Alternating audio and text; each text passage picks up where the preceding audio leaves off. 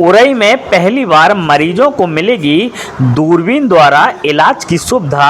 Doctor Adeel Ansari, doctor Fatima Ansari ने दी जनपद वासियों को बड़ी सहूलियत।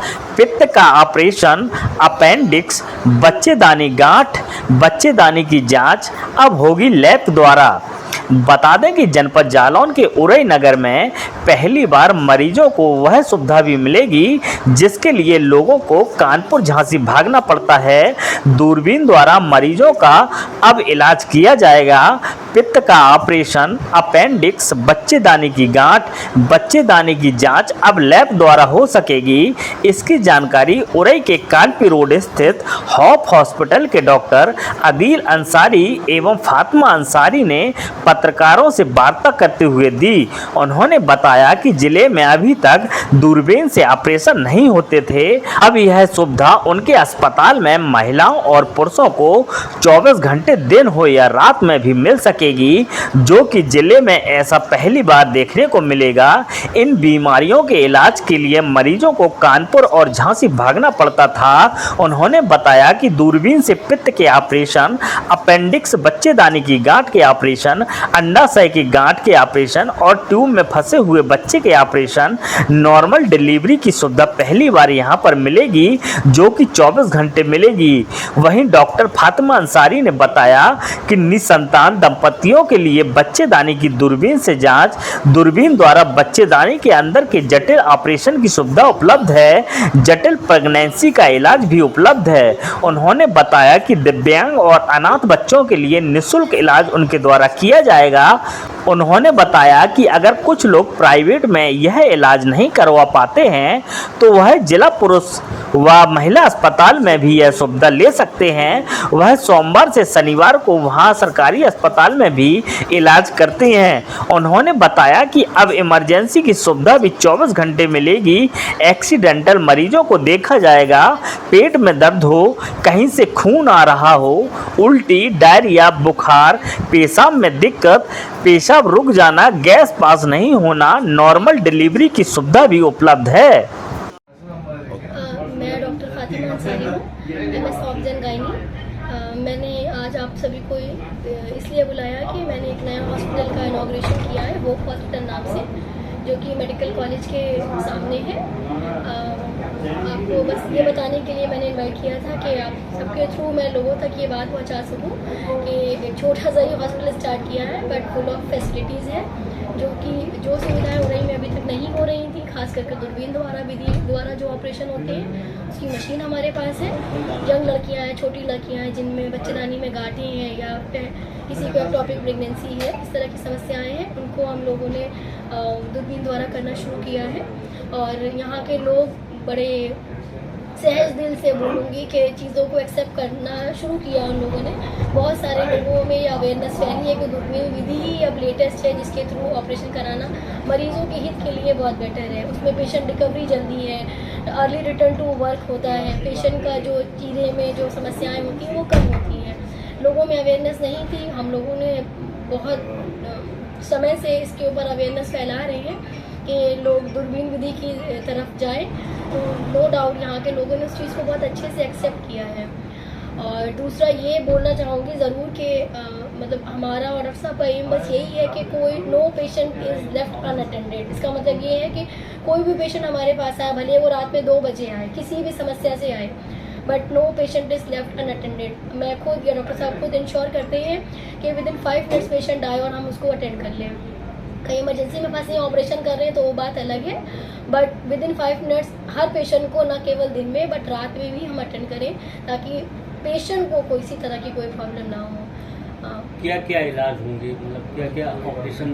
देखिए, इलाज में अगर मैं शुरू से बताऊं तो OPD में हम लोग सारी तरीके की OPDs देते हैं, जिसमें कि जच्चा बच्चा की OPD, ऑब्स गायनी की OPD, महिलाओं की संबंधित रिलेटेड OPD, बाकी जनरल सर्जरीज की OPD सारी उसकी फैसिलिटीज़ हैं। प्लस ऑपरेशन में हर तरीके के गायनी के ऑपरेशन, सर्जरी के ऑपरेशन और ऑप्स के ऑपरेशन वो सब हम करते हैं। प्लस बहुत सारी हाई रिस्क प्रेगनेंसी है।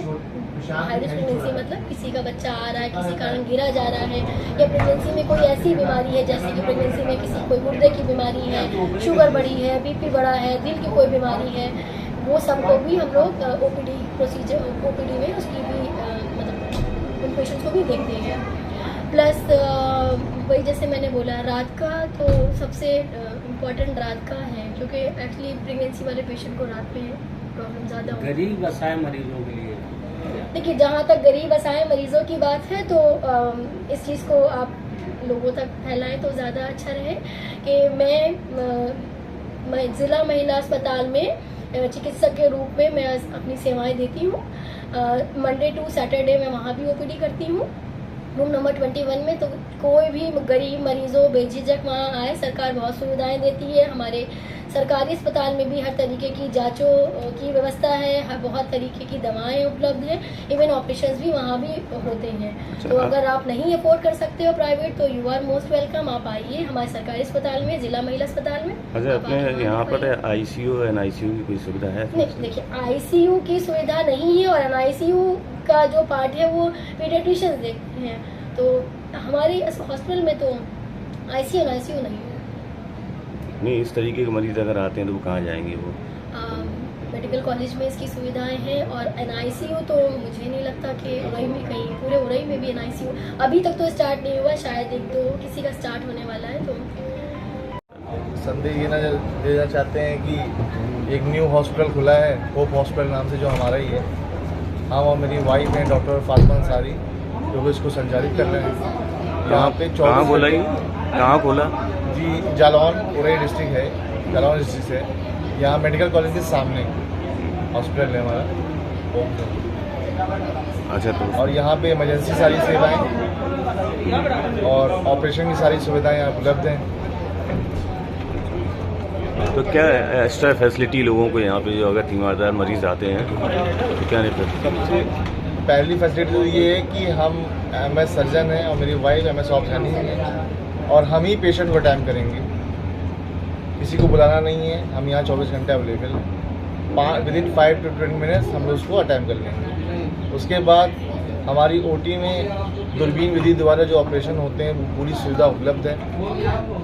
दूरबीन से पित्ते का ऑपरेशन, अपेंडिक्स है, बच्चेदानी की गांठें हैं इनका ऑपरेशन, बच्चेदानी की जांच है या पेट की जांच है। कभी कभी अल्ट्रासाउंड में चीज़ें नहीं आती है, पेट में दर्द हमेशा बना रहता है, उसको TB है या कुछ और बीमारी है, उसको भी दूरबीन के द्वारा दूरबीन पेट में डाल के चेक कर सकते हैं हम लोग।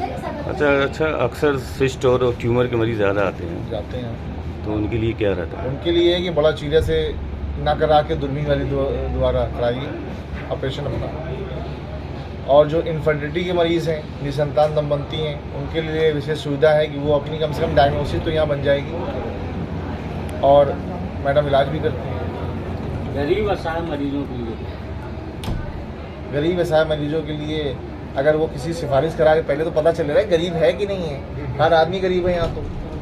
अगर जब ऑपरेशन हो जाता है तो हाँ, अब तो अगर मतलब प्रैक्टिकल लेवल में बात करें तो हर आदमी कम से कम कर दीजिए, चाहे वो गाड़ी में क्यों नहीं आया होगा, 4 व्हीलर में क्यों नहीं आएगा, वो अपना वो गरीबी दिखाएगा।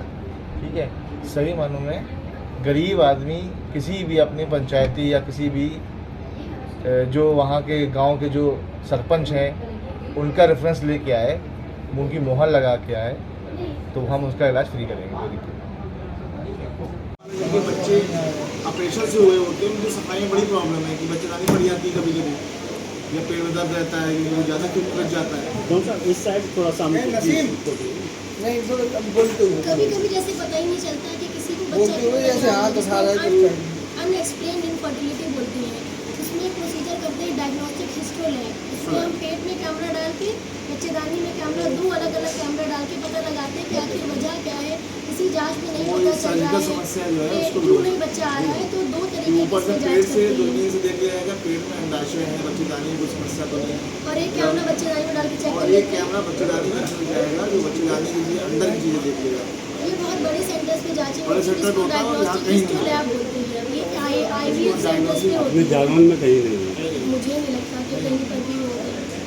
बाकी थोड़ा सा आप लोगों को इनफर्टिलिटी के लिए अवेयर करना था, जैसे कि मतलब मेरा इंटरेस्ट इनफर्टिलिटी में ज़्यादा होता है, तो आप लोग सब प्रचार के लिए नहीं बट ह्यूमैनिटी के लिए कि जो जिसको नहीं बच्चा हो रहा होता है उसके दिल पे क्या गुजर रही होती है वो ही जान सकता है। तो ये दावा नहीं है बट मेरे पास डॉक्यूमेंटेशन है, मेरे पास डेटा है, मेरे पास मरीजों का सारा लिखत कि कौन मरीज़ कहाँ से मेरे पास आया, जिसको बच्चा आया, तो मैं उस सबका रिटर्न में मेरे पास रहता है। तो आप सबके माध्यम से हम सब लोगों को इतना पता चल जाए कि एक बार ही आके मिल लें। कभी कुछ पता ही नहीं होता, गलत वे में इलाज हो रहा होता है या पेशेंट दिखाई नहीं रहा होता है। तो अपने यहाँ पे मरीज यही डिस्ट्रिक्ट के हैं कि और भी डिस्ट्रिक्ट के आते हैं? नहीं, वो तो बहुत जगह से, मतलब अब तो आउट ऑफ यूपी से भी आने लगे पेशेंट्स। अभी मुंबई से पेशेंट आए थे, मुंबई से, मुंबई गुजरात गुजरात से। से पेशेंट आते हैं, बाकी और गुजरात भी से एक से पेशेंट आया था, 1 महीने में उसको प्रेगनेंसी हो गई, 1 महीने में। वो मतलब ऐसे आया कि स्टेशन से सीधे क्लिनिक आया, तो या तो 2 उसकी महीने आस्था इलाज को कराया, दूर से आया फिर तो वो हो गया। हो गया। असल में इस क्षेत्र में लोगों को जनरल नॉलेज भी नहीं मिली है। हाँ, अभी लैक ऑफ छोटा अवेयरनेस। सा भी चीज़ उसको पता नहीं है बाकी कब हाई रिस्क प्रेगनेंसी है, जैसे किसी को बार बार अबॉर्शन हो रहा है, बच्चे गिरे जा रहे हैं, बच्चा आता है बट रुक नहीं रहा है, उसको हाई रिस्क प्रेगनेंसीज में डालते हैं। उसका भी इलाज है।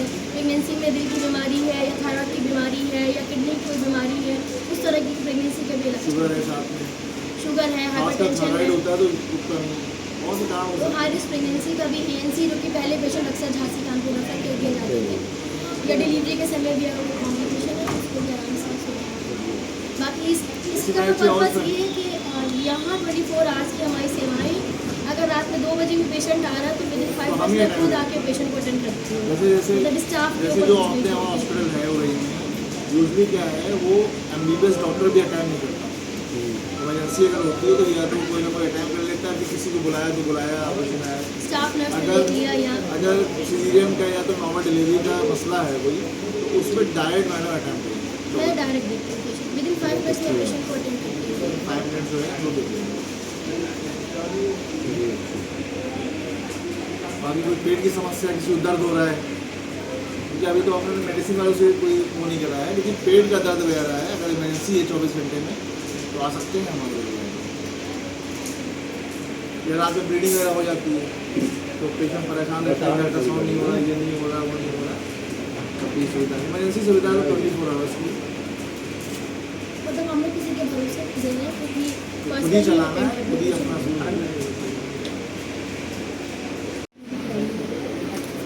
सेक्टर से आते हैं, कालसी से आते हैं, वकील साहब मरीज सही है हमारे पास, तो मरीज है। 9 बार अबॉर्शन होगा। हम लेके आएंगे पेशेंट को आपके पास। दिव्यांगों और गरीबों के लिए क्या है? दिव्यांगों गरीबों के लिए अगर कार्ड हो पहले तो क्लियर होना चाहिए ना कि कहाँ से है और क्या है, फ्री इलाज कर देंगे, अच्छा। फ्री OPD कम से कम।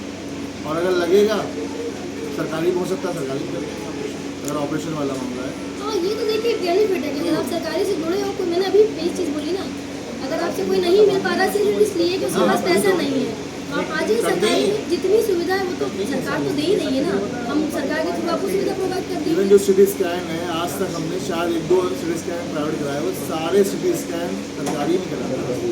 सारे अस्पताल में TB भी के, बहुत मतलब सुविधाएं मेरे हैं। पास TB के, पेट के TB के, सर्वाइकल गिल्टियों के TB के सारे मरीज सरकार में ही ज्वाइन होता है।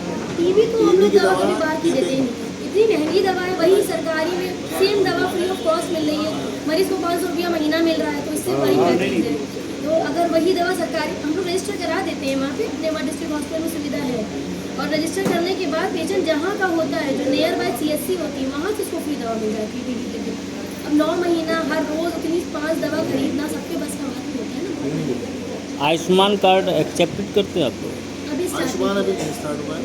उसके लिए अप्लाई करेंगे। आयुष्मान वाला तो पेशेंट वहाँ करा सकता है, डिस्ट्रिक्ट वहाँ करा सकता है, और आयुष्मान क्या वो तो वहाँ तो फ्री ऐसे ही है। अगर आयुष्मान से भी कराना है तो वहाँ है, तो उसके बेनिफिट्स अलग होते हैं ना। हाँ, आयुष्मान से तो आयुष्मान कार्ड। महिला अस्पताल में भी ऑपरेशन महिला होते हैं, ऑपरेशन होते हैं और पुरुष अस्पताल में भी डिस्ट्रिक्ट ऑपरेशन होते हैं, वो तो सुविधा वहाँ हम लोग वैसे ही दे रही है। तो यहाँ पे अभी नहीं स्टार्ट हुआ। सरकारी अस्पताल में आयुष्मान की क्या आवश्यकता है? सीजर हो रहा है तो आयुष्मान की आवश्यकता क्या है? आयुष्मान का ऐसा है, वो तो जो पैसा कटेगा ना, वो जो जनरल बजट आता है उससे नहीं कटेगा, वहाँ भी चार्ज लगता है सरकारी में? लेकिन जो उस पर कट जाएगा उसके कार्ड से कट जाएगा। कुछ टेक्निकल होता है कि टेक्निकल इशू, लेकिन वो सामान वही है, सामान से उसको वैसे फ्री मिल रहा है, ऐसे भी फ्री कुछ एक्स्ट्रा शायद बेनिफिट्स होते होंगे, मतलब डिटेल इतना पता उसमें नहीं बहुत सी डिटेल ऐसी है। सपोज कि मरीज को तो फायदा होगा, डॉक्टर को फायदा होगा कि इतनी सर्जरी कर लेगा आयुष्मान के अंदर में, तो उसको पे किया जाता है।